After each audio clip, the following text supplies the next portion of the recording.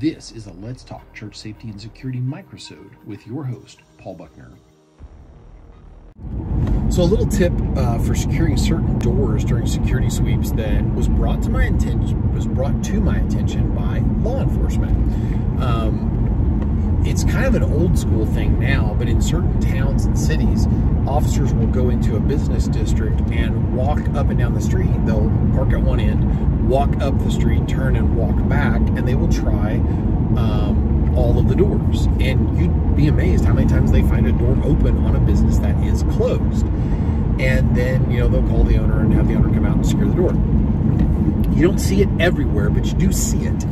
And something an officer said to me a few years ago that has so much merit, we've had a problem at my own church that brought this back to top of mind, is a lot of those doors have deadbolts. And from the officer's vehicle, they could shine either the light that they might have mounted on the side of the vehicle or a flashlight. They can drive up the street and they can actually cover a lot more territory a lot more quickly. They can look out and see if the deadbolt is thrown.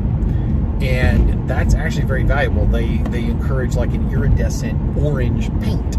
And so this officer that told me this had actually gone to a bunch of the different businesses, and some said yes and some said no. It's just a matter of opening the door, throwing the bolt, so the bolt's sticking out the side of the door, and then you can get really cheap nail polish in a bright iridescent orange, a caution orange or whatever, a neon orange.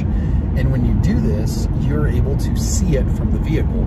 This really helps police officers in those situations to be able to see that the door is locked. Well, the application that this has for church safety is if you're doing a sweep. Now, some buildings you cannot see that. Some buildings you can see it from the inside but not the out. So we have a secure area that children are in at our church that sometimes kids are going up, and it's a lever door handle because it's the lever door handle equivalent of a panic bar. You turn the handle and it automatically unlocks the door. Well, a kid can reach up and flip it and it unlocks the door. And then as we're doing a security sweep, and we try to do them twice a Sunday, as we're doing a security sweep, we walk up and the door's unlocked. And the only way to lock the door is from the inside. And so the staffing in there is like, what in the world? And so I check it. I've got a guy that actually checks it before me, and he does a sweep before we get started, which is very wise. Do a security sweep of the entire campus if you can, physically, before it starts. You never know what you're going to find staged there, or you're going to find that the heating and air unit, somebody's broken into your heating and air unit case and torn it up and stolen all of your copper. That the catalytic converter is missing off your van. You're going to find different things like that. I pray you don't, but you might. You're going to find broken windows, and if you're doing that sweep in advance, you can actually potentially prevent situations where somebody is in the church, and as your members are going in, they end up being taken hostage, they end up being assaulted. I mean, I hate to say this, but sexual assaults happen on campuses because people haven't done sweeps and they don't know that a predator is hiding. There are people that think it would be some kind of a game, and they get their kicks by trying to sexually assault a Christian female. Okay, you're evil. You need Jesus. And so going out and doing those sweeps in advance, you may find broken glass. You may realize that somebody's been in your church. You may realize someone's in your church now. Back out. Don't let people in. If people are in there, sweep them out of that area. Call 911. Get officers out there to sweep the building. They have the body armor. They have the ready weapons. And in theory, they have the high quality training to take care of that for you.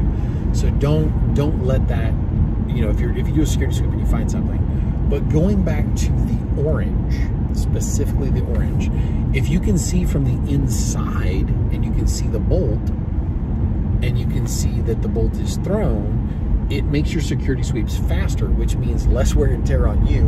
We now have a couple of golf carts, and I'm able to use one of them to do my parking lot sweep, which literally has meant, because we have a large campus, and physically on foot, for me to sweep the entire parking lot at least once per service and the perimeter of the building and even the perimeter of the property, I need a nap when I get home. If I use the golf cart, I don't need a chaplain safety nap.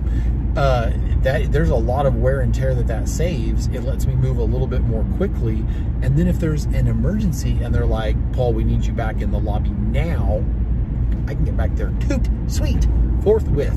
So just a little tip to add to that about if you have deadbolts and things like that, it's a way to be able to tell from potentially several feet away that that's a thing. So God bless. If you enjoyed this microsode, check out the video and audio versions of the Let's Talk Church Safety and Security podcast.